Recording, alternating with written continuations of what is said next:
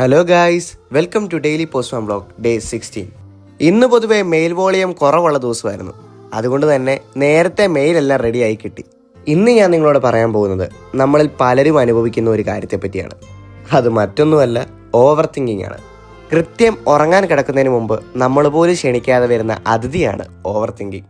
ഒന്നും സംഭവിച്ചിട്ടില്ല, പക്ഷെ മനസ്സിലെല്ലാം സംഭവിച്ചു. ഓവർ തിങ്കിങ് എന്നത് പ്രശ്നങ്ങൾ പരിഹരിക്കുന്നതല്ല, ഇനിയും സംഭവിക്കാത്ത കാര്യങ്ങളെ ഇന്നേ തന്നെ ജീവിച്ചു തീർക്കുന്നതാണ്. ഒരു ചിന്ത വരും, അത് മറ്റൊന്നിനെ വിളിക്കും, പിന്നെ മനസ്സ് തളരും. സാധാരണ ജീവിതത്തിൽ ഒരു മെസ്സേജിന് റിപ്ലൈ വൈകിയാൽ 100 കാരണങ്ങൾ സ്വയം ഉണ്ടാക്കും. ഒരു തീരുമാനത്തിന് മുൻപ് 100 പേടി. ഇതൊന്നും യാഥാർത്ഥ്യമല്ല, ഇത് മനസ്സിന്റെ കഥകളാണ്.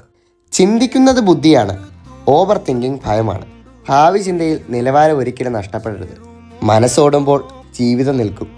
ചിന്തകൾക്ക് അടിമയാവരുത്, കാരണം നമ്മൾ അവയുടെ ഉടമയാണ്. ശരിക്കും പറഞ്ഞാൽ ഓവർ തിങ്കിങ് നിർത്തുന്നിടത്താണ് സമാധാനം തുടങ്ങുന്നത്. അതത്ര എളുപ്പമുള്ള കാര്യമല്ലെന്ന് എനിക്കറിയാം, പക്ഷേ ഒന്ന് ശ്രമിച്ചു നോക്കൂ. കത്തുകളൊക്കെ കൊടുത്തു തീർന്നു. പോസ്റ്റ്മാൻ വീട്ടിലേക്കാണ്. അപ്പോൾ ഇന്നത്തെ പോസ്റ്റ്മാൻ്റെ ജീവിതം ഇവിടെ കഴിഞ്ഞു.